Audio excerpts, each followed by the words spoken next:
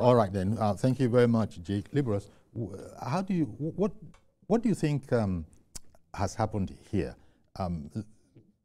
Do you think that Professor Mahmoud Yakubu would have taken this step? That is, as he said, a few weeks to the completion of his 2 terms of 10 years, he has taken this, say, look, I'm going to hand over early to give those who are in charge of such things plenty of time to select, you know, the next occupant of the office.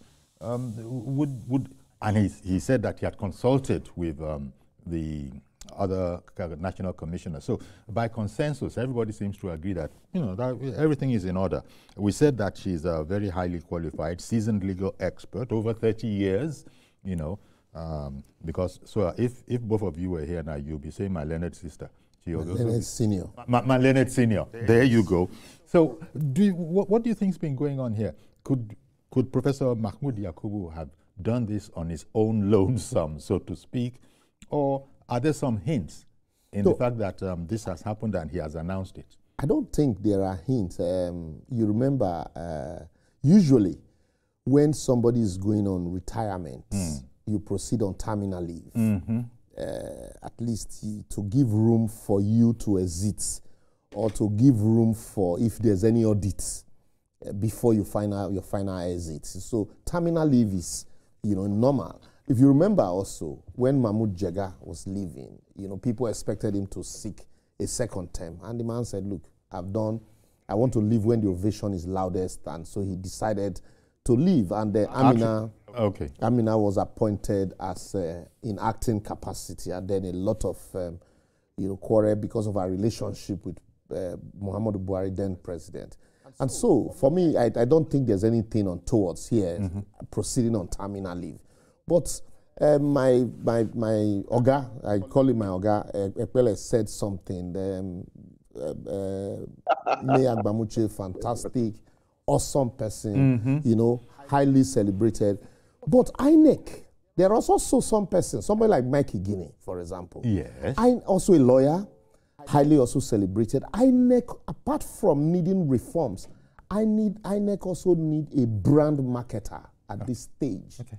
Like he said, and I completely agree with him, the reputation of INEC at this stage is not too good. It's not all so it could be. There's need for voters' education, massive one, voters' awareness and education, which INEC seems to have been lacking.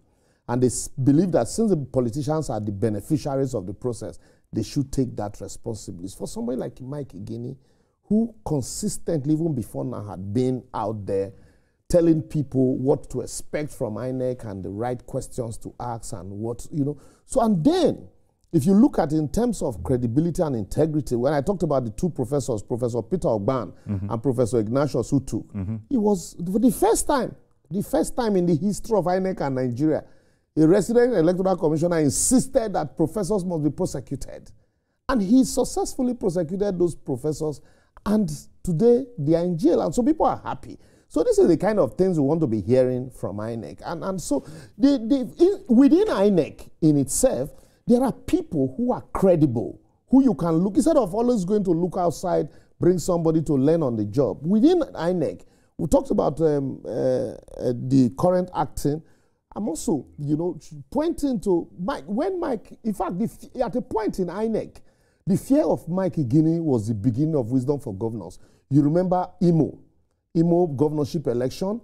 We remember the Edo governorship election. Even sometimes in Rivers, Amechi said something a few years ago, I think, 2000, that, you know, a former governor, his friend, was blaming him that being a friend to Mike, that he orchestrated him losing election. He said, look, that man does not listen to anybody. So these are the kind of people we need in INEC now. When you have those kind of people, you have the reticent, cerebral acting chairman, you have somebody like Ebon Jake said, these people, government will say they have independent minds.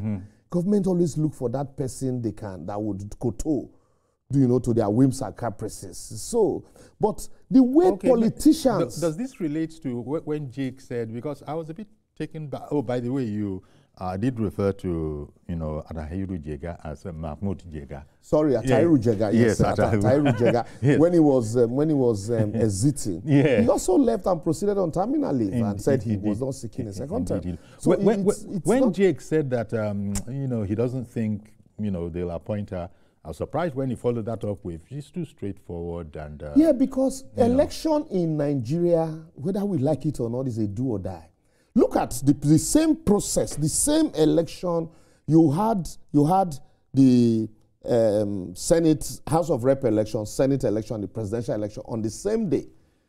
Others didn't have glitch. Only one had glitch. And that put a big question mark in the entire process. So what that tells you is that it is not a technology problem, but a human problem. Remember the 2019 election, INEC, in fact, it was Guinea that before the election went around saying they had a server. But after the election, INEC said they didn't have a server, there was no server anyway. So all of these deficits consistently had robbed INEC of credibility.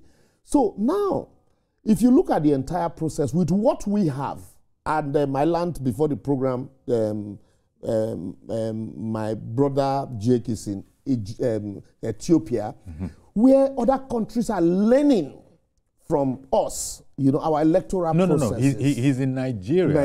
In fact, right there, he's in INEC. So I was saying to him, what are you doing? Yeah, what are you doing in INEC? He said, no, there's a meeting and Ethiopians are in town to understudy INEC. And so that means our process, we've taken our process to a very high level. What we now need to get right is the human capacity. So once we get the human capacity right, we'll be able to win back the confidence of the people. And without confidence of the electorate, certainly you can't be talking about democracy. Okay.